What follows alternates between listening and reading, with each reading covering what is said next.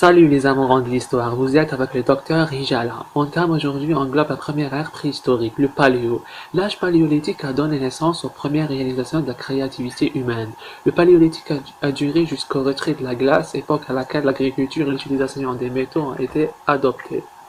Une société paléolithique typique suivait une économie de chasseurs-cueilleurs. Les humains chassaient les animaux sauvages pour se procurer de la viande et cueillir de la nourriture, du bois de chauffage et des matériaux pour leurs outils, leurs vêtements ou leurs abris. L'adoption des deux technologies, habillement et logement, c'est la clé du progrès de l'humanité. Au fur et à mesure que le paléolithique progressait, les habitations devenaient plus sophistiquées, plus élaborées et plus semblables à des maisons.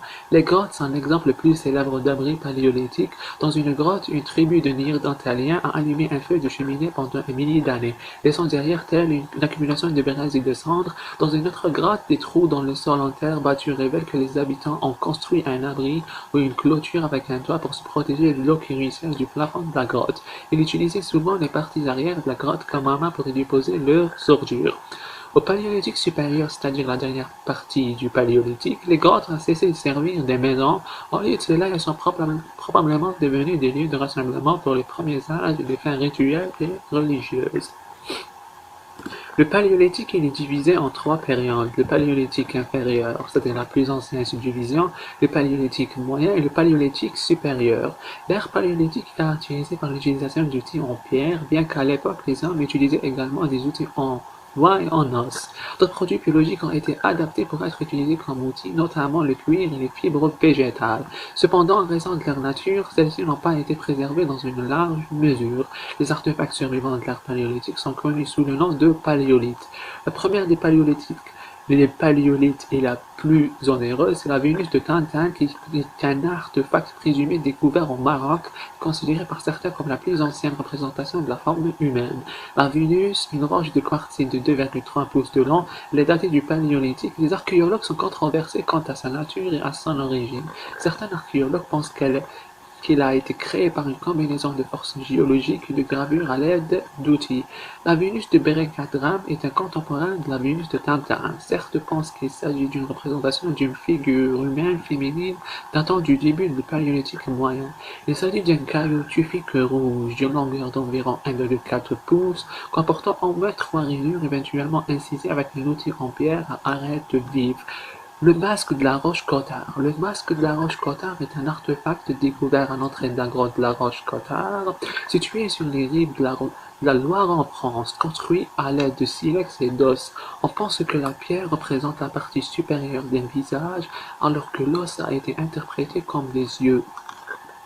Les découvertes de pierres gravées dans les grottes de Bombo en Afrique du Sud ont amené certains archéologues à penser que le premier Homo sapiens était capable d'abstraction et de production d'art symbolique. Fabriquées à partir d'ocre, les pierres sont gravées de motifs abstraits, et les thèmes les plus courants dans les peintures rupestres sont les grands animaux sauvages, tels que les bisons, les chevaux, les aurochs et les cerfs.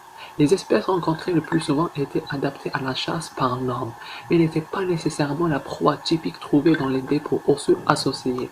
Les dessins d'humains étaient rares et généralement de nature schématique, contrairement aux images détaillées et naturalistes des animaux. Les pigments utilisés semblent être l'ocre rouge et jaune, le manganèse ou le carbone pour le noir et le kaolin pour le blanc. Une partie de la couleur peut avoir été mélangée à de la graisse.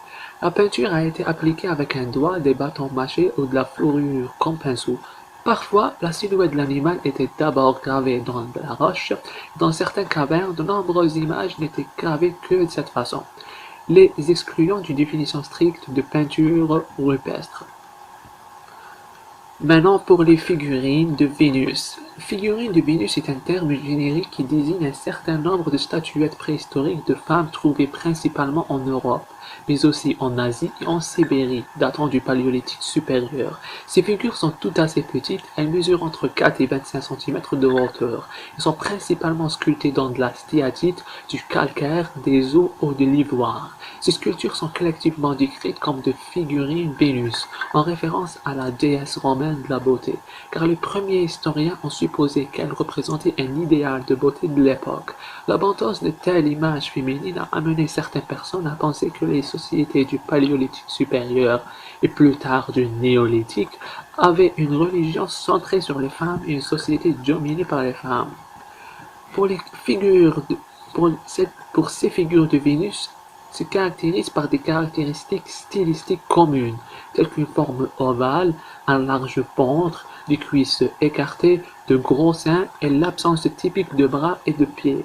Et des centaines de ces sculptures ont été découvertes dans des colonies de plein air et des grottes éventuellement. Si vous aimez le contenu de cette représentation, donc je vous recommande de faire un petit pouce bleu dans l'air et de faire ma part de vos commentaires. Et si vous n'êtes pas un abonné, donc abonne-toi au plus vite possible. Et merci, ciao ciao.